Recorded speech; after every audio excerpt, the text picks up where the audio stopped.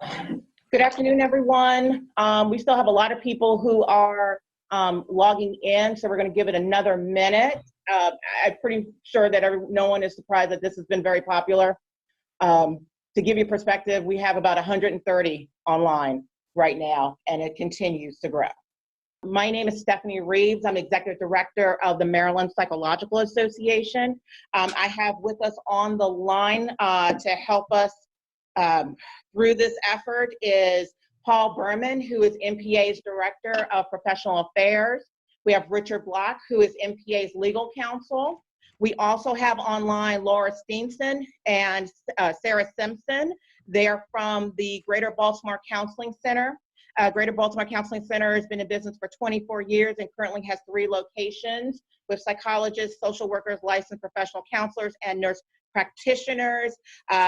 Particularly for Sarah Simpson, she helped spearhead the implementation of their telehealth program in January and will provide some much necessary feedback to the group. Before we get into the questions, I do want to give you a brief update on MPA operations. As of 11 o'clock this morning, we were planning to proceed as normal with operations out of our office here in Columbia. However, with everything shifting and changing, it is likely that we will move to a virtual option in the next day or so. We will provide updates on that. If we do move to virtual, please be assured that MPA operations will continue as need be. With continuing education, we have a lunch and learn on Wednesday, and we have a postdoctoral institute workshop on Friday the 27th. Those will proceed. Right now, they currently have minimal participation on site. However, we are looking to move that to both all virtual workshops. Veronica Rand, who is our continuing education coordinator, will be providing additional details on that. If you are interested in signing up for either workshop, please contact the MPA office. I will put the link to the workshops in the chat. And again, at this point, we are only accepting those who will be participating online. We will not be accepting any in-person attendees for either of these workshops. In addition, the MPACS convention, our student convention, which was scheduled for Saturday, March 28th, has now been canceled. More information for if you have registered for that event, you will hear more information from me by the end of the week. With that concludes my brief update on what's going on here at MPA. Please visit our website at marylandpsychology.org. On the homepage at the very top, we have a banner which has information and resources on COVID-19. We're providing a lot of information from there. From this chat, we will hope to put some more information up, but we will continue to update that page and provide you additional content. Before we launch into the questions, I do feel that it is important to remember that this situation is very fluid. It will change from moment to moment, and as most of us probably have just realized, it's changing from minute to minute because there's been some new executive orders from the governor. And that may impact some of what we're talking about right now. We're still reviewing it, and if we are able to provide that information, we will do so in this chat. So again, I wanted to remind everyone, we are working really hard to get the answer to the questions that you're having, but this is so fluid. This is new territory for all of us. And so I do beg for your patience as we are really helping each of us work through these challenges. So with that, we received a number of questions over the weekend, so thank you for those who provided questions. If we have time, we will then go to the questions we have on the chat. So Richard, and you were going to start us off with a little bit of an overview. Can we hear him? Well, I don't know if you're hearing me through my phone or through my telephone. But we're hearing you. We're hearing you, Richard. So the bottom line is, this thing, as Stefanie just said, is exceedingly fluid, and things are changing as we speak. About 20 minutes or a half an hour ago, the governor issued an executive order closing bars, restaurants, and other items as of 5 o'clock, and has authorized out-of-state providers to practice in Maryland. So it's completely changing as the moments go by. It's important to understand that each practitioner has to make their own decision as to whether they should go to telemedicine, whether they should close their office, and how they should interact with their patients, their clients. And I'll probably editorialize on that as we go forward, but it's very important that you understand that each of you has to make your own decision how to proceed under this unprecedented situation. Okay, so let me take it from there, if I may, and just Please. address some insurance-related issues, payment-related issues, and platform issues. So let me talk about that for a couple of minutes. And then what I thought it made sense for us to do actually is turn it over to Laura Steenson, and she would talk for 10 minutes or so about what she has been doing in her practice, because she's got a large practice with 3 sites and is moving all of their patients over to telehealth. So let me just start by talking about reimbursement issues, platform issues first, and I will try to make what is confusing as simple as I can. So we'll start with whether you are able to provide telehealth services. Everybody is able to, every psychologist in Maryland is able to provide telehealth services as long as you are following Maryland's regulations. So Maryland has telehealth regulations specifically for each profession, and psychology is one of those professions for which there are regulations. So everybody would need to be familiar with those regulations. In addition, there are guidelines that have been put out by the American Psychological Association that everybody also would need to be familiar with, because this is a different method of providing a service. We all need to be familiar with the specifics of that method. So this morning, I did send over to Stefanie a packet of information that included the American Psychological Association guidelines, as well as the Board of Examiners regulations for psychologists in the state.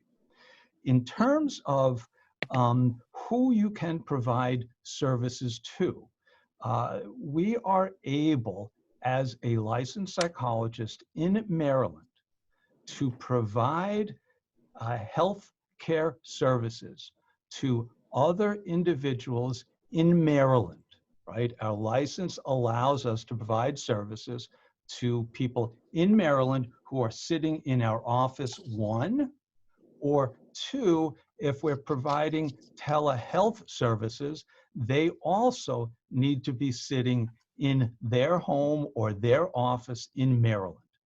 So we are only allowed by our license to provide intrastate, I-N-T-R-A, healthcare services. It is a completely different story if what we're talking about is providing services to an individual in another state. So in Maryland, if you're providing services to someone in the district, or Virginia, or Pennsylvania, or in California, or in another country, then you need to be familiar with and learn about the licensing laws in that jurisdiction. Our Maryland license does not allow us to provide services in another state. However, as Richard said earlier on, and what he said was a little garbled, this situation is changing moment by moment. And at 11 o'clock or something, Richard, Governor Hogan issued a press announcement, and whatever the form was a declaration that providers who live outside of Maryland are now able to provide services across state lines into Maryland, right? And so it may be that another governor in another state would also sign some official declaration that allows individuals in other states to provide services in that particular state, right? But right now, we are only allowed by our license to provide intrastate within Maryland. If you have a license and are multi-license, multi-jurisdictional license, so you have a license in Maryland and DC, or Maryland and Virginia, or Maryland and Florida, then you're able to provide services from Maryland into that other jurisdiction in which you're licensed. So that's to whom you can provide services. The next question is, will you be reimbursed for those services, right? Maryland has a law that says that Maryland insurance policies, or insurance policies that are traditional insurance plans, are required to reimburse for telehealth services. So about 50% of the people in Maryland have traditional insurance plans. 50% of the people in Maryland do not have traditional insurance plans and have what are known as self-insured plans. Maryland law, which requires insurance companies to reimburse for telehealth services, only applies to traditional health plans. If you are working with someone that has a plan through a self-insured business, you can't tell based upon their insurance card whether or not telehealth is reimbursable. You need to call, or need to have the patient call and find out. A number of insurance companies are moving to waive whatever the provisions are that have restricted the use of telehealth services, and that is something that is changing as we speak. I know that I was speaking with Laura Steenson yesterday, and she'll be joining us. One of the insurance companies that she works with, Aetna, I believe, but she'll correct me, it may have been Cigna, now reimburses for telehealth services. In terms of FEP, Blue Cross Blue Shield, FEP allows for telehealth, but only on their platform. That is, they are working to change that. That is the information that I have. Only a few questions. Whoops, there was someone else on the line, but they are working to change that. But as of now, you need to use FEP's platform. Medicare has not yet waived its provision, or the Secretary of Health, Secretary Azar, has not yet waived the requirement that you need to sit in an, I forget what the language is exactly, but an approved, authorized setting. And our offices, private practice, or patients' homes are not approved settings. If Secretary Azar signs the waiver, then we will be able to use telehealth and be reimbursed for using telehealth. Medical assistants did issue a waiver, so we are able to provide services and be reimbursed if we are seeing medical assistance clients. The next issue then moves on to the platform, right? So you need to have some video and audio system that allows you to communicate and provide information and receive information from your clients. It has to be HIPAA compliant.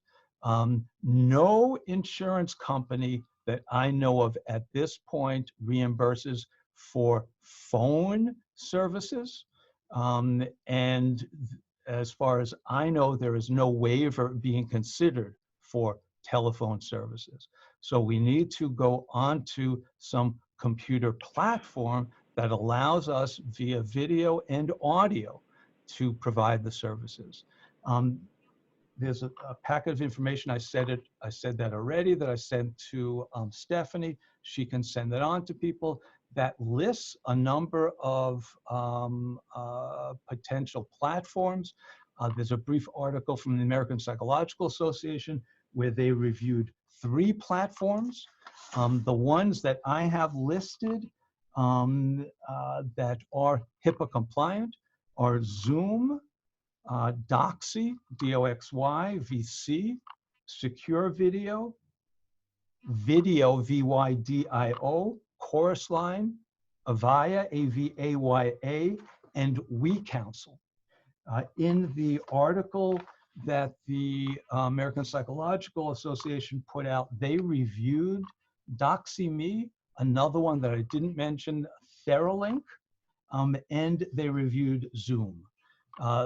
All 3 of those got reasonable ratings. DoxyMe got a higher rating.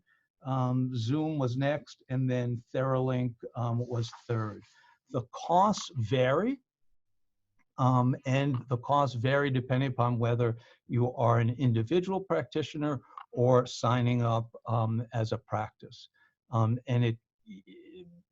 in addition to, though, you're having a platform, you need to be able to have a platform that is 1, HIPAA compliant, and 2, allows you to have a business associate arrangement, which is known as a BAA, which states that that company that you are using as a platform is HIPAA compliant, and they are ensuring in their offices and in their business that they are following HIPAA independently. So a business associate arrangement is important. And I know that Zoom, for example, has a low fee individual rate for individuals who want to use Zoom. It's something like $15 a year. But if you want the business associate arrangement, BAA, then it's something like $200 a month. So it really jumps up for that company in particular that is saying business associate arrangement, again, says that they are ensuring that they are independently following HIPAA. So that's the overview of what we need to be doing to ensure that we are following practices ethically. So that is following APA guidelines, following Board of Regulations requirements. You need to have a HIPAA compliant platform. And then next question is, are you going to be reimbursed?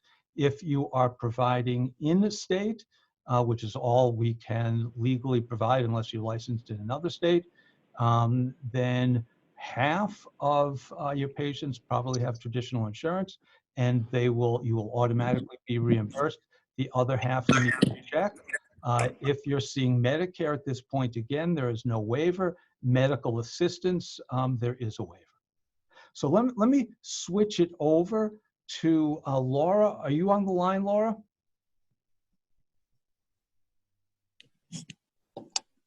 Stefanie, can you see if Laura's on the line? We're checking. Yeah,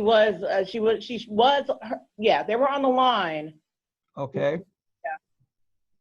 Yeah. So why don't we start to move then through a couple of questions, Richard, Sure. while we're getting Laura going? Okay, will do.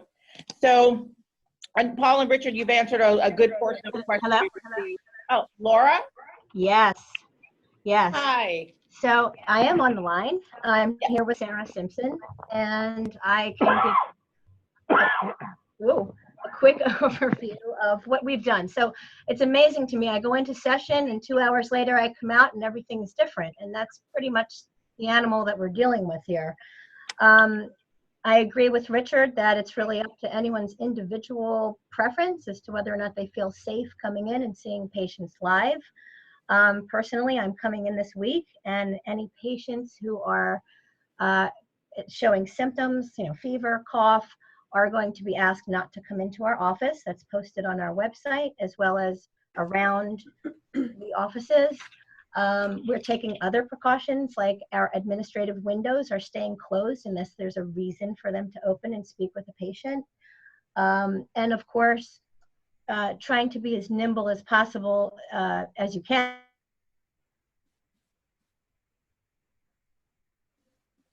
Lost her. Laura? Laura, we lost you.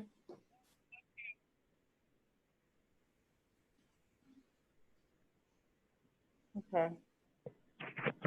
Paul, Richard, can you hear me? Yeah, I can hear you. This is Richard. Okay, okay. As we're trying to get her back, we'll go ahead with questions. Laura? Yeah, I'm here. Can you hear me? Okay, we lost you a bit. Okay, so today, for example, I was using the platform that we've selected and was unable to connect. It was getting dropped, and even on this call, you all have Zoom, and you're paying for this, and you can see how expensive it is today. So everyone's getting online all at once. So while telehealth. Lost her again. Yeah, so we can see. So this is what we're experiencing now is part of the problem with telehealth.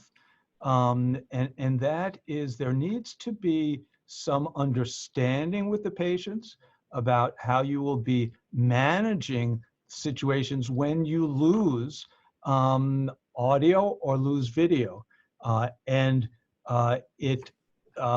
That's something that should be discussed in advance. And so it's easy enough to have a backup plan, for example, where you are having video and audio through the computer or through the platform. And if you lose one of them, let's say you lose the audio, then you're able to switch over to your backup plan, which you've discussed in advance. And your backup plan would be either cell phone or office phone.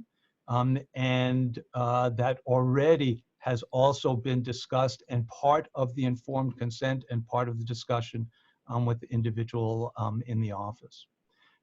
One of the things that it's important to think about, in addition to are you going to be out of the office or in the office, if you are going to be in the office, what is it that you are doing to ensure that your office is clean and sanitary? So in addition to all of us hopefully having a hand sanitizer in the office, and hopefully knowing that hand sanitizer is not as effective as washing your hands, and washing your hands for 20 seconds, which means singing happy birthday twice, that we need to have certain protections for patients that are coming into our office that ensures that we are doing the best possible job of keeping the office sanitary. So hopefully Laura will be able to join us, but I know Laura has taken steps of having people that are coming in and cleaning the office offices several times a day, in addition to having hand sanitizer. One of the issues that I know that has come up, and I'm going to turn this over to Richard if he's on, is under what circumstances might we be required, or might we be required to provide information about our clients and whether our clients are ill or our clients are symptomatic if they don't sign a release. So are there any, so the whole issue about confidentiality and releases, can you address that issue, Richard? The answer is that it's no different than if your client came in and then you found out they had chicken pox or whooping cough or any other contagious disease. There's nothing under the statutes or regulations that allow you to disclose that information unless you try to decide that it's duty to warn under the harmful provisions of the duty to warn statute. And so Somebody, Richard, somebody's, Everyone, please mute your no, line. there was something coming. So that there is nothing at the moment that specifically authorizes disclosure other than the duty to warn statute. That you or your patient may be harmful to others. And I don't think that's contemplated by it, but I don't think if you do it in good faith, you expose yourself, because there is a good faith provision under the statutes, duty to warn statute. So it's uncharted territory. And hopefully we're going to get some guidance from the governor under the state of emergency.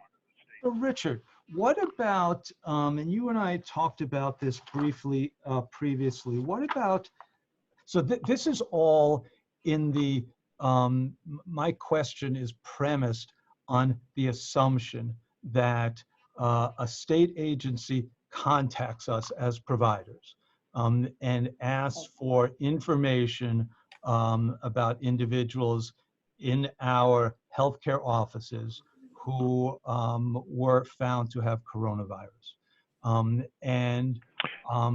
Isn't there a law which is permissive and allows us to release information to governments when they are functioning in their governmental capacity, but that it is permissive as opposed to required? You're absolutely correct.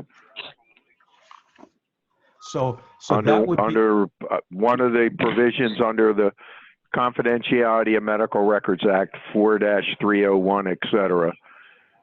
I don't remember specifically which one, but I think it may be 304, but I'm guessing off the top of my head. That's correct. There is a permissive. It's subject to the additional limitations for mental health records, but I still think you're correct without giving individual legal advice to anybody at this moment, because nobody is sure of anything at this point. And I want to make that disclaimer for all of us who are giving you information today. So the information that I will amend on one of the items. Paul said, unless you're licensed in DC, there are some jurisdictions that have permissive treatment provisions or temporary treatment provisions under their statutes and regulations. I don't think DC does, but I'm a Maryland lawyer, not a DC lawyer. DC does not. But for example, North Carolina and California have certain provisions dealing with telehealth. So you need to look at the jurisdiction in which your client is located if they are not in Maryland. So is Laura on the line? If not, actually we are back on the line. We're using an old-fashioned cell phone now. Perfect. So Laura, can you tell us, can you take 10 minutes, no more, and talk to us about the steps you've taken in your practice, both to protect the safety of people who are coming into the office now, but even more than that, and I would ask you to start with this one first. What are you doing in your practice to be able to move current patients over towards telehealth? Okay. And I'll add that should include the fact that everyone should have written informed consent on the use of telehealth. Sorry, Laura, I had to jump in. That's okay. Sarah's going to give you this portion. Okay, Thank you, Sarah. So I can, yeah, of course. Welcome everybody. So I can tell you kind of how we designed and set up our program to try to make sure that we're following all of the mandates as well as the guidelines when doing telehealth here in the state of Maryland. The very first, most important part is that all of our consents are now completed electronically. And so that helps us a great deal in that we can send these consent forms to any prospective client and have written informed consent, including telehealth-specific language in that consent, and get it back signed before we even engage in a telehealth session with a client. Previously, before all of this happened, we were only allowing telehealth services to happen with our established patients, so that we could vet them. We could be comfortable that they weren't a high-risk patient that might need a higher level of care that is much more difficult to do when you're in a virtual session. We've temporarily adjusted that to allow our staff to do an intake with a brand new client via telehealth, but only if we have that written informed consent with the full telehealth paragraph in there before that session begins. And Sarah, let me just interrupt for a second. So if I can just add a commentary. So the Maryland regulations which allow us to ethically provide telepsychology require, it's 0.05A, that before engaging in the practice of psychology using telepsychology, a psychologist or psychology associate shall evaluate the client to determine that delivery of telepsychology is appropriate, considering at least the following factors. And then it goes through factors: diagnosis, symptoms, psychological history, preferences for receiving services via telepsychology. So again, all of that is required in order to ensure that we are providing services ethically according to our license. Absolutely, you, and I'm glad that you brought all of that in. So for us, and what we're doing to try to address that right now, is that we have put together a pretty in-depth set of screening questions that we're utilizing so that we can do all of those things. We can ask all of those questions. We can understand why the person's coming into treatment, make sure that this modality is appropriate for all of those different factors. And then they're only being scheduled once we have all of that information and we've documented all of that information. So once you have so keep going. So once you have an informed consent, and so you do it electronically, you don't necessarily need to do it electronically, right? Some people have already signed informed consents in the office. They've been existing patients. But so then where do you go from there? What platform do you use? And why did you decide what platform you guys use? Sure. To back up one step ahead of that, though, Please. What we also make sure we document separately is their emergency contact. So even though our chart has an emergency contact line, we take it a step further and we require a sheet to be filled out for each client that provides 2 emergency contacts, and then also require them to give us 2 different contacts for any kind of technical problems. So for most people, that would be a cell phone and an email address. And again, a lot of this is redundant. We already have this information on their demographics section of our chart, but we found that it was very important that we ask that again now, because people's information change constantly. So we want to make sure we have the most up-to-date. So we have an emergency contact technical plan contact form that must be completed. And we put those in the notes so you can see it right in front of you, so that you're not scuffling looking around an electronic chart to find it. Yep. And so the next piece is platform. So I think you've already given a lot of different examples of the different options that are out there. My experience in looking at all of them and investigating them is that almost all of them are HIPAA compatible. Yes. The big piece here is that signed BAA. So even though the technology is HIPAA compatible, unless you have that signed BAA, you're not covered. The provider takes on all of the liability there. So, and in order to get a signed BAA, you're most likely going to have to pay for it. There's a couple. Let me just interrupt for a second, Sarah, and just add a little commentary. So what we're talking about here, the BAA, Business Associates Agreement, is a requirement in HIPAA that says that any other individual who has access to patient information is also following HIPAA.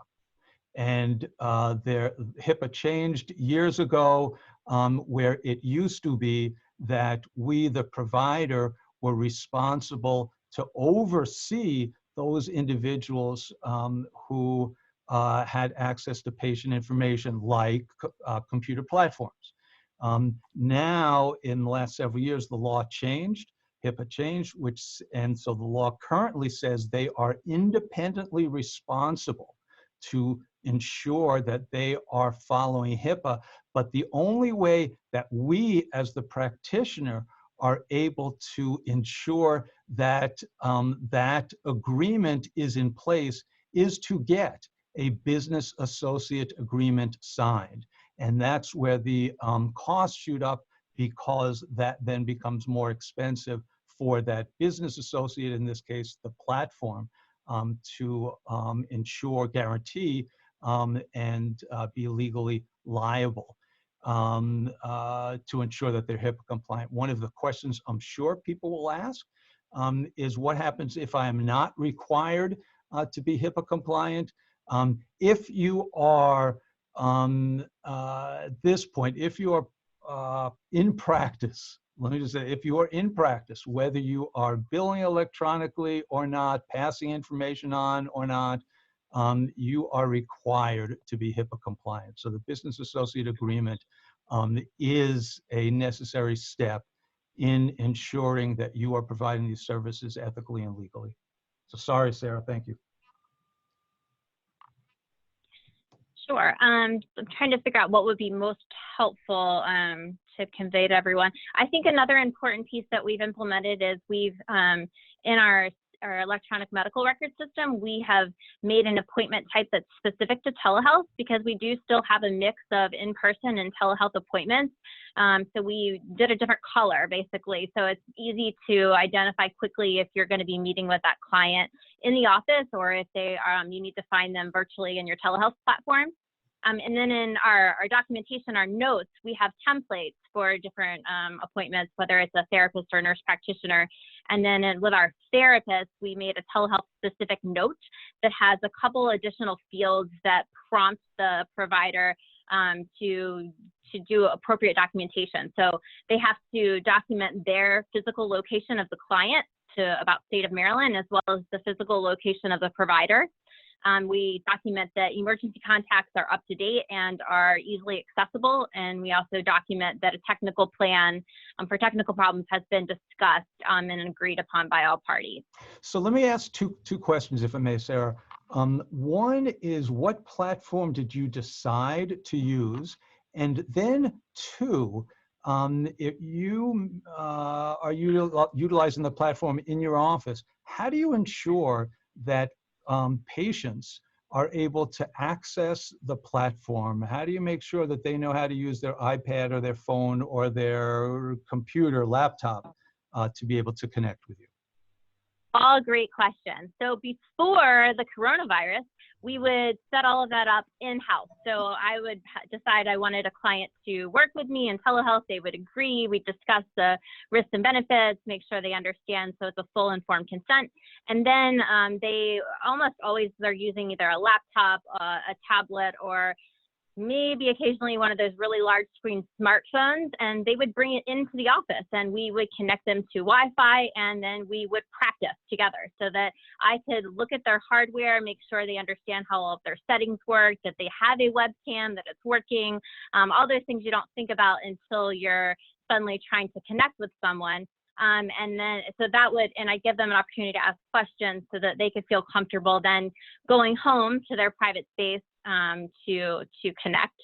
As far as privacy, so we just let's see here. Let me come back a step. Yeah. So that's you. So is that what you have been having all the clinicians do in your practice up till now? Is in anticipation of using telehealth, or now as you're migrating everybody onto telehealth, as I understand it, are you having everybody bring their device into the office and having the clinicians spend some of their time setting up the devices? Good question. So this is all before coronavirus, because we had the luxury of time. Now suddenly everyone is needing the support, and we're scrambling a bit. That's an optional option. So we're speaking with our clients. We're doing our best to. I just this morning typed up a troubleshooting guide for providers and clients of the common things that they could come across of how to manage their device settings as well as their software settings.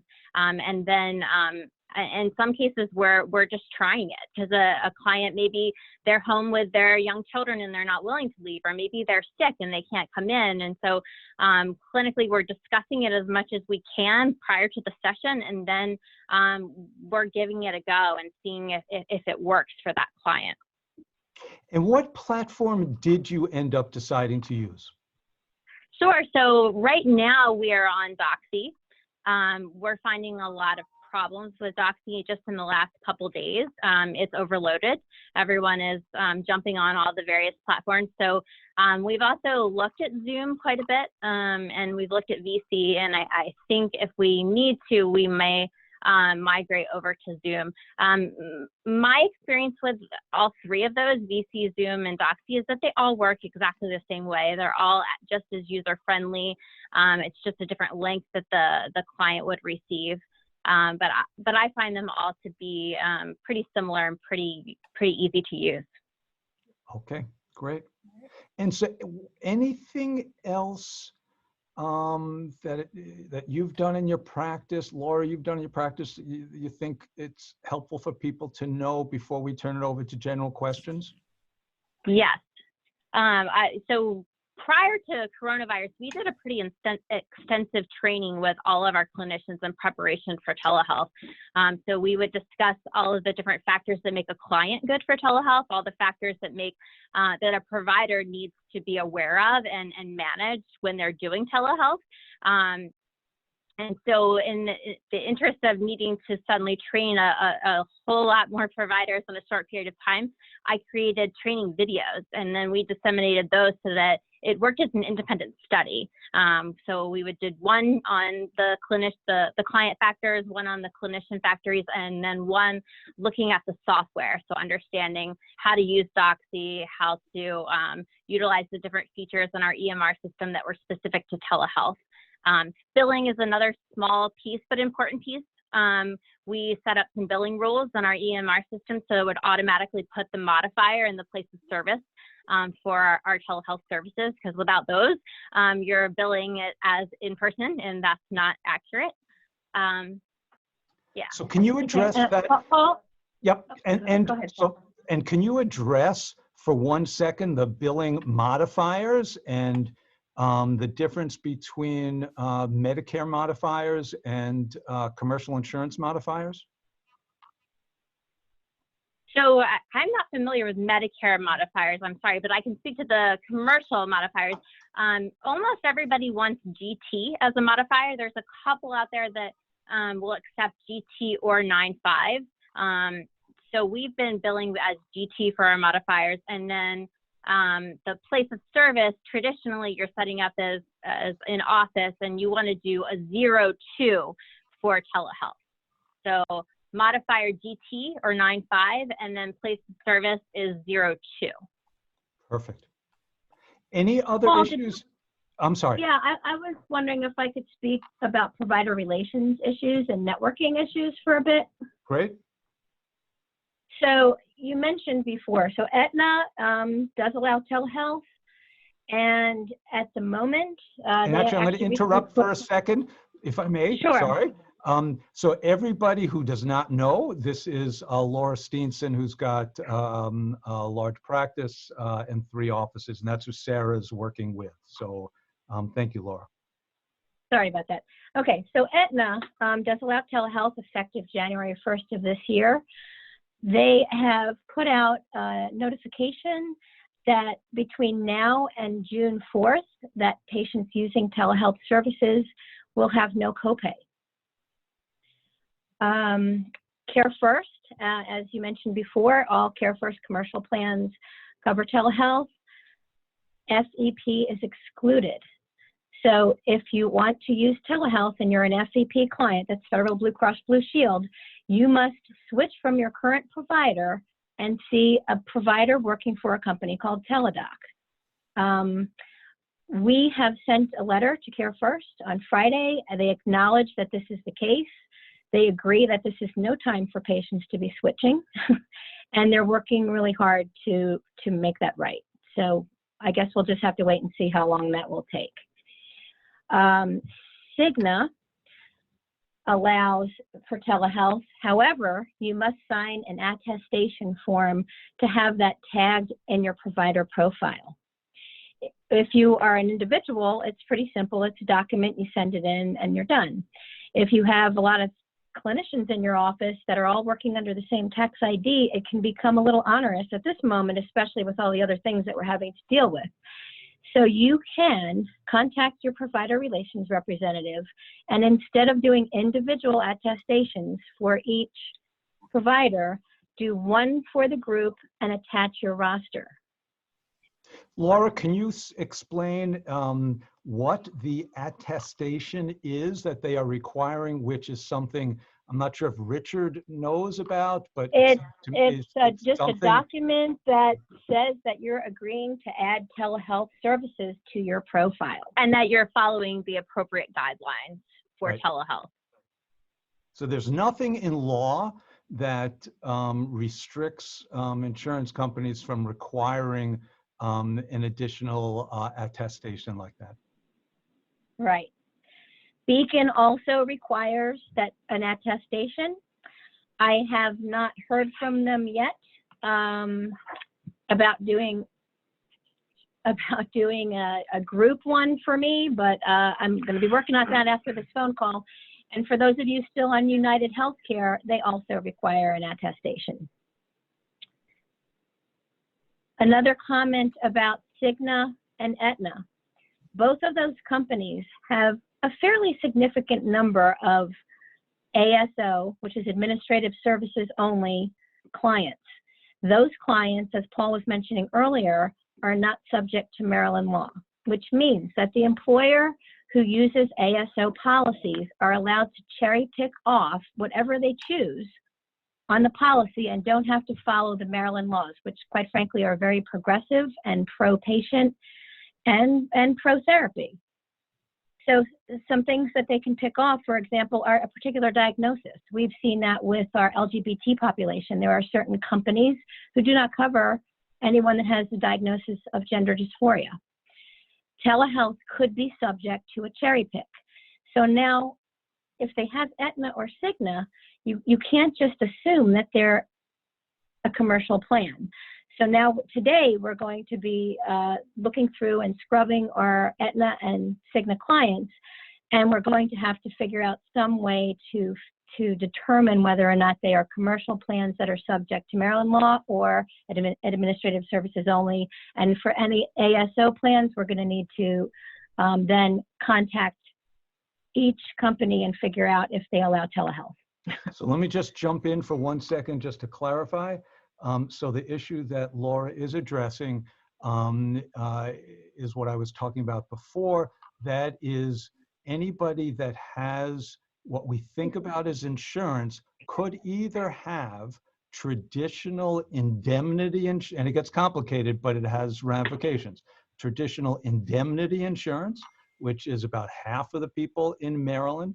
So they pay, or their employers pay, a premium to the insurance company, and the insurance company takes the risk that the premium they have will cover everybody's services or needed services. And those insurance policies are required to adhere by Maryland state law. Maryland state law requires that telehealth services be reimbursed. We have another 50% of the population that don't actually have health insurance. They have health benefit plans. The health benefit plans are paid for by the employer, and they are known as self-insured plans. The employer typically operates in more than one state. There are many tax savings that encourage large companies to be self-insured, they hire an insurance company known in the lingo, as Laura was saying, as an ASO, Administrative Service Organization only, to actually write the checks and administer the benefits. Those 50% of the population that have self-insured plans are not required, the self-insured plans are not required to follow Maryland law, again, requiring reimbursement for telehealth. Those are the plans where you need to have the patient or you contact the insurance company or the Administrative Services Organization company, which is an insurance company, and see if the services are covered. Services covered include telehealth, or whether, if they don't cover for telehealth, are they waiving the requirement? So an additional question I have for you, Laura, is what happens in situations if insurance is not an option? So the person has insurance, insurance doesn't cover it, doesn't cover telehealth. Are you then still providing telehealth, which then would become a non-covered service, and working with individuals on some sliding scale or fee-for-service basis? Exactly. That's exactly what we're doing. We are seeing them for an out-of-pocket, and they become self-pay patients, which means then they have to sign consent for self-pay, because it's a different consent for us.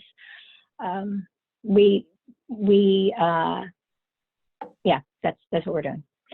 I just wanted to review. So there's actually another company that there's 4 companies that require attestation. Magellan, if you have any of those left, United Healthcare, Cigna, and Beacon. And so the part of the complication that we're all dealing with as licensed providers, licensed practitioners, I hate providers, licensed practitioners, is we need to follow ethical and legal practice. And many of us are participating practitioners with insurance companies, so we are required to limit the fees or limit the charges for patients. If we are, however, providing a non-covered service, so we're providing telehealth, we spoke with the insurance company, we're a participating practitioner, but the insurance company does not reimburse for telehealth. We have made the decision that for safety reasons, we are not going to provide in-office services. Then we're able to provide a non-covered service via telehealth, as long as you document it in your chart, and then work out a fee arrangement with your client that meets their needs and meets your needs. And if you could imagine, at this point, that's a moving target also, because everything's closing. So it's going to become tricky to work out an out-of-pocket arrangement with somebody, for example, who's a wait staff and doesn't have a job for the next month. So in those cases, I would urge people to consider registering that client with the Pro Bono Project. If you see that client for less than $30 a session, you become eligible for CEUs and things like that through them. So let me suggest, Stephanie, that we move to questions and spend time trying to answer some questions. I know you had set up this time as 12 to 1:30 for as many people who are interested and able to stay till 1:30. So Laura, Sarah, Richard, are you folks okay with us moving to questions? Sure. Great. Sure.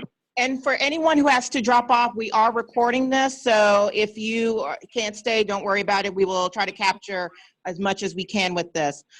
So with the questions, I'm going to kind of, because a lot of it's been addressed in the overall presentation, and thank you all for the worthwhile information, particularly again, under the circumstances of things literally changing by the minute. I want to present a question from the chat for Richard and Paul. For those of us who practice in Maryland, but work with those who live in DC, Virginia, for example, do we not have an ethical obligation to continue to see these clients via telehealth regardless of state laws? I would think the likelihood of a board complaint would be low, and if so, defensible. The legal answer is you can't practice in DC unless you're authorized. The practical answer is exactly as the question has framed it. I can't give you advice to break the law. You have to look at your ethical obligation and whether or not the risk of practicing in DC via telehealth is appropriate. The example I always give is like when you decide you've got to go 70 miles an hour in a 55-mile-an-hour zone.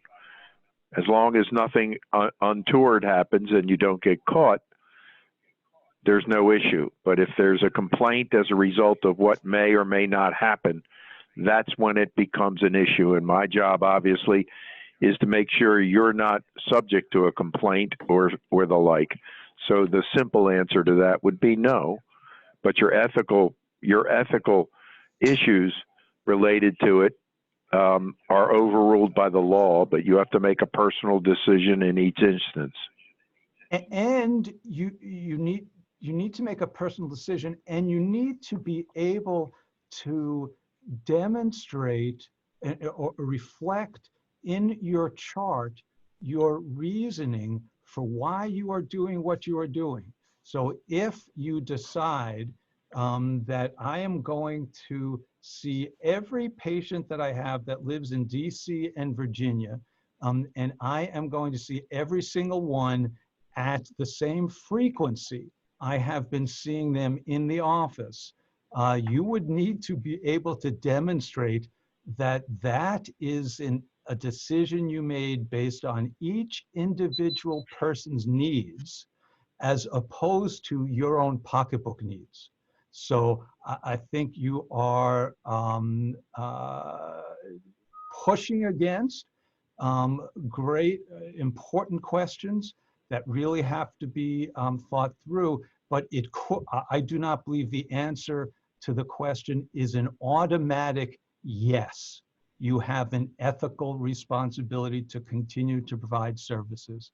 The issue would depend also upon a risk assessment. What's the risk, and how are you documenting the risk of not providing services that warrant your decision to break law? So again, all of that needs to be thought through very, very carefully. And I urge everyone to read the Maryland regulations regarding what you're supposed to do in providing teletherapy as defined within Maryland, and be sure you do all of the steps necessary. I would, again, I'll just come back to this. You would need to demonstrate, I would think, if you are doing this as a uniform practice for all patients in DC and Virginia, why you made the decision to do it for everyone, and have no flexibility, or not no, that you made the decision to not see anybody in your office. And maybe there's good reason to do that. Our governor certainly is encouraging us to be careful in shutting down restaurants. All restaurants, in-room dining now are shut as of 5 o'clock today. Gyms are shut 5 o'clock today.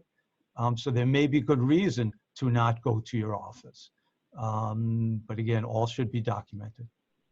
Okay, great. Another question. How would one handle insurance payments should technology fail and you have to use the phone?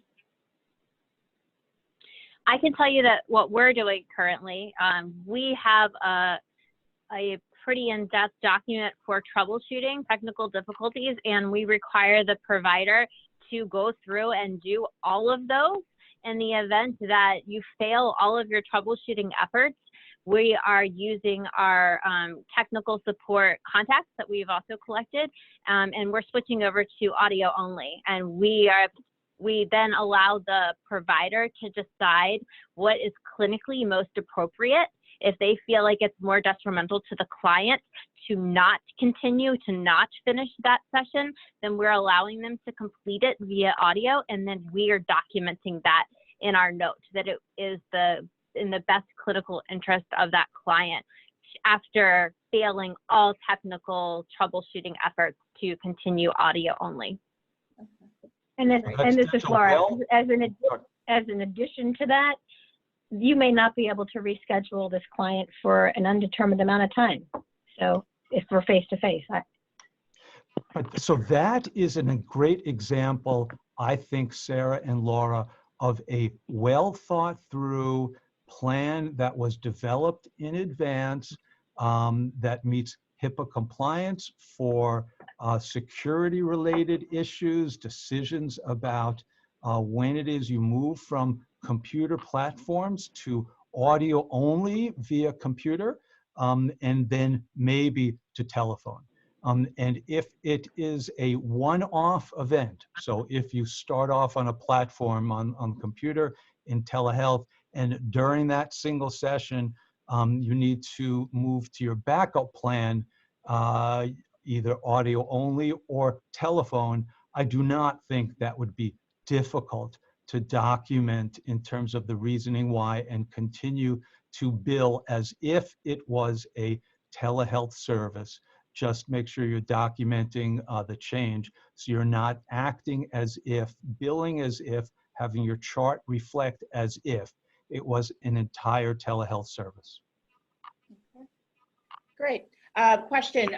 And supplementing that, I would say, again, one of the things you need to be sure of is having local available resources for the patient that's in another jurisdiction or in a rural jurisdiction where you can't deal with their immediacy of potential issues. So what Richard also is referring to is the APA guidelines, which require us to think about patients' need for emergency services if they are sitting in a location unrelated to our office. So we're talking with my office is in Towson, and I'm talking with someone in Silver Spring. Do I know what the emergency services in Silver Spring? Do I know what the local hospital is? Do I know the phone number of the local hospital? All of those are required aspect of the APA guidelines for providing telehealth. Okay. Great. Next question. Can you clarify whether in a public health emergency, we can be compelled to release clients' names to a government body? Again, the answer would depend on the order issued under the state of emergency, which generally gives exceedingly broad authority to the government to obtain information and require residents of the jurisdiction or visitors to the jurisdiction and licensees to do as ordered. And the answer is, again, document, make sure you've gotten proper written authorization from the agency requesting the information in that instance. So current law is permissive, right? So current law is not obligatory. We are obligated in different situations if we have reason to believe that a patient has been abused, a child that in our office has been abused. We are obligated by law to release information without having patients sign a release of information. It is not permissive, it is obligated. Current law is permissive, which says that if a government agency is operating in its rightful function as a government and requests certain information, we are able to release information without patient authorization. There would need to be some additional language, and that could be from the governor or it could be whatever the additional language is that makes it obligatory and required as opposed to permissive. Okay, great. if I don't have a HIPAA compliant platform by the time of my next session, could we have clients sign a waiver allowing for the use of Skype or another type of video conferencing platform? I wouldn't do it. I was just going to say I would not do it. So I'll add to that. There's no provision that I'm aware of under HIPAA that you can waive its obligations. Well, and patients cannot waive HIPAA obligations, right? They do not they do not have the authority to waive your obligation. Now, if, let's say, you are dealing with a fragile patient who, in your opinion, requires weekly contact or every other week contact, and you do not have a HIPAA compliant platform, then I would suggest that that would be an appropriate time to have a telephone call as an emergency service. But that is not billable to insurance companies. So that then becomes another issue you have to deal with. But there may be circumstances in emergencies with particular patients that you make a clinical decision that you would have to justify, but you could not, in my opinion, have someone sign a waiver or sign a form that says they waive HIPAA requirement for HIPAA. That's just not in their authority. HIPAA's it's your requirement, your legal requirement. Okay, all right. This is a non-telehealth question. Actually, the next couple will be, well, one actually kind of sort of. What are the thoughts on individual therapists? Actually, this none. Many clients are asking if they can get together with 1 or 2 families during this time of schools being closed. They're saying that they need it for their mental health. Curious to see what your response is. And so it's clients saying that they'd like to have their kids hang out because it's beneficial for their mental health, but given this whole social distancing, would you recommend as a psychologist that they go and have those types of interactions? So let me just ask a clarifying question, and I'm not sure you are able to answer it, Stefanie. Sure. When you say clients, do you think the question is saying that there are several clients who know one another, and the clients themselves are thinking about meeting together, or and so your patients are talking about having their own patient contact, or are they saying that there is a client who says, I'd like to get social support by spending time with friends and having my kids spend time with their kids, and what is our opinion about that? I wasn't sure which it was. Sure, Paul, it's the latter, having families and friends get together at this point for the benefit of their mental health, even though we're being asked to, in some cases, self-quarantine. And my answer simply is, you should not be giving advice to people as to how they should socially interact based on the current situation with the coronavirus. They have to make that individual decision because they're balancing their mental health issue that they're claiming is important against the potential medical issue of being exposed to someone unexpectedly.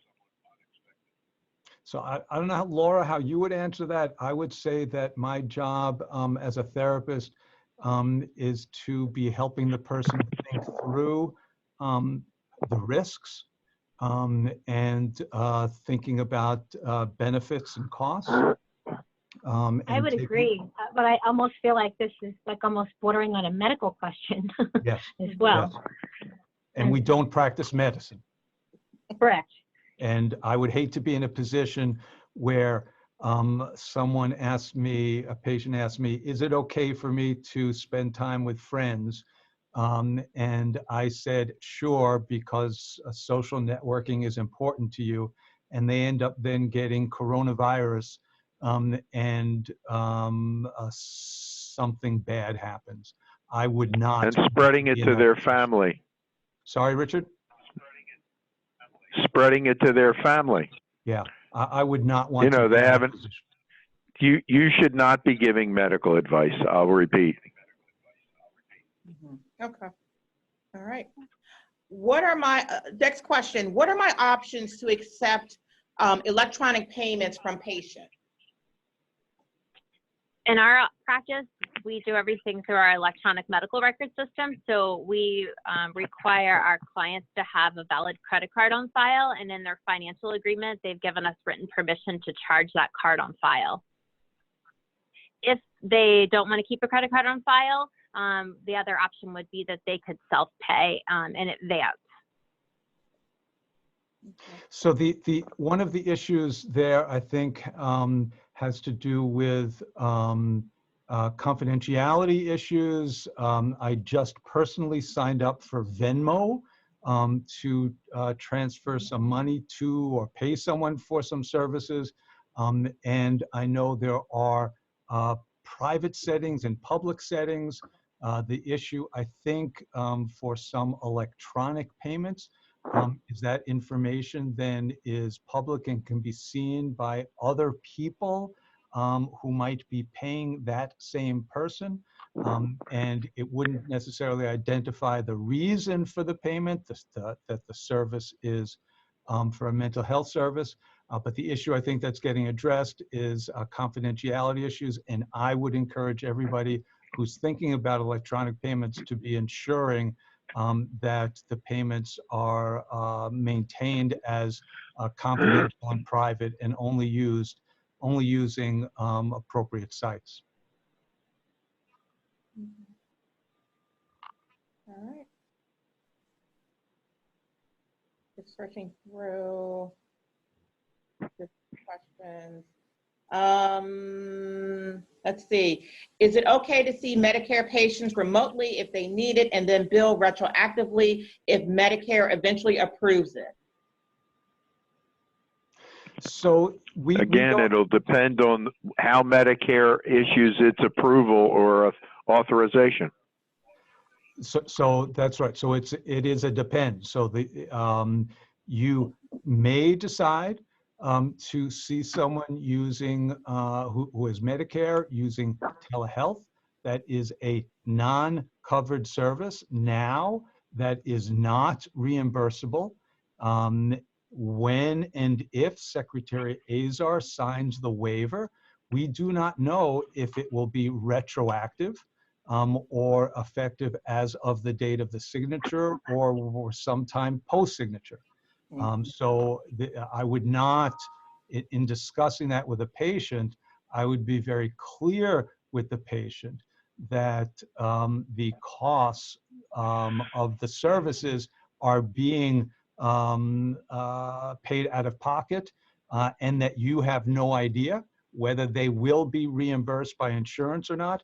And that is a decision that the patient has to make, and you should not be encouraging them in any way to assume that payments will be retroactive. Okay. For the emergency contact for telehealth, does the patient sign an authorization to release information to this emergency contact, or is the emergency contact just listed on the form?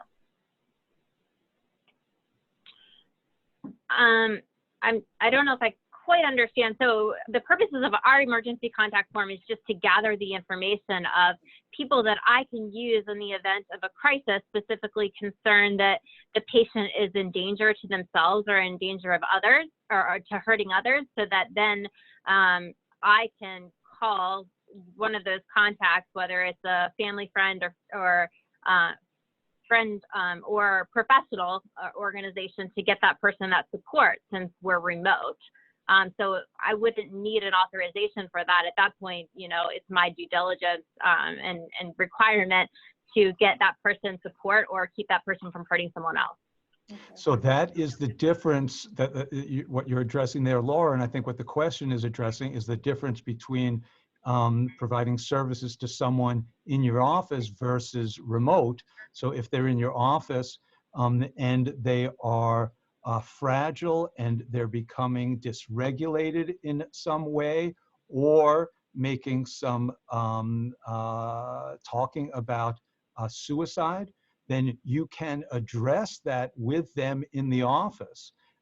But if someone is, you are providing the services remotely and they are talking about suicide and then hang up the phone, or not hang up the phone, but then disconnect the computer, what are you able to do in order to ensure or try to minimize the risk to that patient, keep them safe? That is why there are additional steps in telehealth that are required that we're not required to do for in-office services. So in those circumstances, we would need to have names of third parties, family members or others that we can contact in emergency situations that can check on the safety of a patient. Okay. And a follow-up to that would be, should the emergency contact be listed on the telehealth informed consent? You could do it that way, I think. The way we just have designed our consents in general, it made more sense for us to have an emergency contact specific form. And then also I can always resend that form or resubmit that form anytime there's an update. So if that person is no longer married to their emergency contact or other life circumstances, or they move within the state of Maryland to a different county, so my county emergency response would be different. I like it on a separate form. I don't see a reason why it couldn't be on the same consent. Yeah, I would suggest that it be on a separate form. There may be some reason that we would need to send an informed consent form to an insurance company or someone. It's hard for me to imagine the circumstances. I'm sure I could come up with it, but I would suggest on a separate form that lists third-party emergency contacts. Okay. So for Laura and Sarah, a couple of things. One, a number of the attendees would like to have access, if you're interested, if you're available to, some of the documents that you've mentioned, if you're comfortable with releasing that information. So, let's see. I would suggest Laura and Sarah think very carefully about that. We are. There are, so Mary Alvord, who is an esteemed colleague and posts regularly on MPA's website and is very involved in telehealth and involved with the American Psychological Association, and is doing a presentation this Friday for the National Register on coronavirus and telehealth, has graciously encouraged people to go onto her website and access her informed consent form for telehealth and reuse that as appropriate for your individual practices. But I know she's offered that out, but I'm sure Laura and Sarah have worked hard on their forms, and but you guys can decide. Okay. I appreciate that comment, and if I might add that we utilized her website quite a bit to look at what she's done. I think she's done a really gold standard approach of how she set up her practice with telehealth, and so I think that is a great resource. And another larger resource that I utilize a lot is the Telebehavioral Health Institute. Just type that into your Google search and you'll come up to their webpage.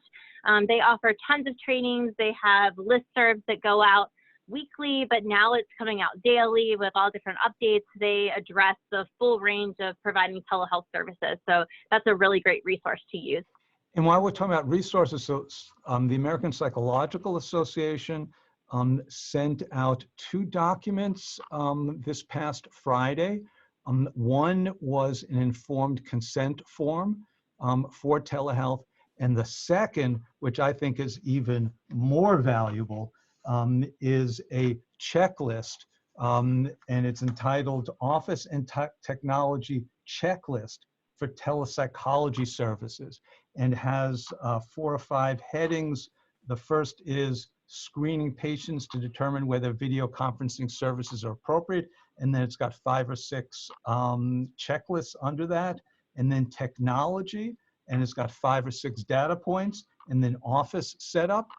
Similarly, it's got a number of questions about that to improve. So how is your camera set up? Is your camera set up to maximize the ability for patients to be able to see your face, your emotional expression, and similarly for you to be able to see them and their emotional expression. Pre-session is another category. And finally, beginning of the virtual session. So it's a single page with a number of categories that I think is a really helpful checklist. Yeah, and both of those resources are on our resource page on coronavirus. That's on the MPA website.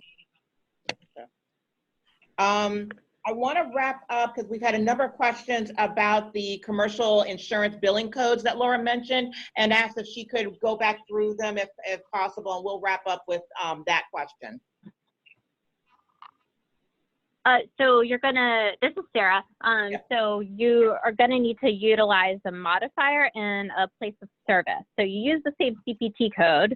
So for individual therapy, 90837, and then in your billing, you change them, you put a modifier. There's typically no modifier. In almost all the commercial insurances, it's GT or 95.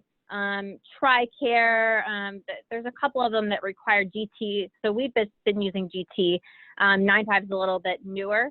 And then the place of service, you need to change that. It's normally in office, I think it's 12. 11. You need to change it. I'm sorry, thank you. 11. You need to change that to 02. Right. So location, place of service on the billing form has to be 02, and the modifier immediately follows the CPT code. And for Medicare and medical assistance, the required modifier is G as in go, T as in time. So it's GT. Most commercial carriers that I'm aware of request that the modifier be 95 as opposed to GT. If you use the wrong modifier, so if it does happen that Medicare does allow for telehealth and you bill your standard 45-minute session or 60-minute session with the modifier, and instead of using GT, go to, you use 95, it'll be kicked out and not reimbursed. But right, so place of service is 02, modifiers GT for medical assistance, and Medicare. Most commercial carriers, I thought, used 95. And now, I know what? I'm sorry. Go ahead. I was just going to say, I know TRICARE is requiring us to do GT, Yes. and yeah. So I would encourage everyone to actually just go back to that each private insurance and look up Yes. their telemedicine policy, because they very clearly state GT or 95 or 95. And TRICARE, of course, would be different because TRICARE is another government insurance program for military, retirees, and dependents. And so as far as I know, most governmental programs, Medicare, medical assistance, which is federal government and state government shared funding, and TRICARE all use GT, again, go to as the modifier. Okay. So I have 2 more questions that people are desperately needing to answers on. The first is clarity on intake sessions by telehealth. So if you go back to the board guidelines or recommendations, mandates, it pretty clearly outlines all the information that you need to have collected to determine before you can allow a person to have an intake. So if you're able to do that in such a way before you begin the intake and you get written informed consent for telehealth, then I think it would be appropriate. before the coronavirus, we wouldn't even consider doing an intake without a person coming in my office and doing at least one intake and determining all those things. In light of that, and if it's no service or service through telehealth, we are trying now to find ways to gather that information over the phone before we schedule that intake session. So I'll read the items, the 6 items that are on the checklist sent out by the APA under the category of screening your patient to determine whether video conferencing services are appropriate. So the first is consider patient's clinical and cognitive status. Can the patient effectively participate? 2, does the patient have technology resources for video conference, webcam, or smartphone? 3, consider the patient's comfort in using technology. Can they log in and effectively use the technology? So it'd be a problem if you're using somebody who you're spending the entire hour or 2 hours trying to help them get up and running on technology. It may be more effective. I would suggest to go to the phone, which is not reimbursable, but maybe think about that. But 3, does the patient have physical space for a private telepsychology session? So in telehealth, you always have to make sure the person is in the room alone, not with anybody else present. 4, no, maybe there's 5, is parent guardian permission required? If so, obtain it. And last, consider patient safety, suicidality, and health concerns, viral risk, mobility, immune function, community risk, and psychologist health when deciding to do telesessions instead of in-person. Last comment is Medicare at this point only allows, in those cases of what does allow telehealth, it only allows telehealth when there has been, when the patient has been a pre-existing patient and you have seen them within the prior 3 years. So if there is a waiver, we need to know what the waiver allows, whether the waiver allows current patients to be seen via telehealth and reimbursed, or whether also waiving the requirement that the person you're seeing be a pre-existing patient. So I will try to clarify that when we continue to get information and get updated about waivers. Okay. All right. Well, this has been, it's a lot of information, I understand. And as we've been saying over and over again, we're still trying to work it all out. But I want to thank Paul and Richard, Laura, and Sarah for being online with us for this last hour and a half to try to provide some clarity as we go forward with this new dynamic that we're dealing with. For some, the questions we were not able to get to, I will share them with the group, and hopefully if there's time, they can answer them. Again, this has been recorded, so we will have the recording available for you, but give us a day to get everything together because we're still updating and we're still learning about things as we go forward. Thank you so much for being online with us.